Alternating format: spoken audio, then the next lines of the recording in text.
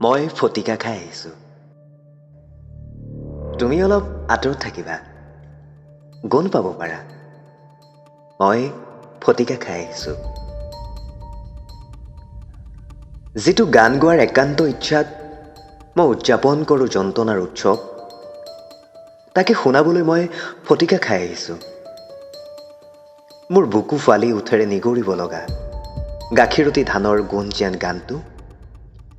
গাওঁ গাওঁ বুলিও গোৱা নহয় যিটো গানৰ সুৰ হেৰাই তুমি শিল এটাৰ ওপৰত বহি থকা দেখি, তাকে শুনাবলৈ মই ফটিকা খাই আহিছোঁ।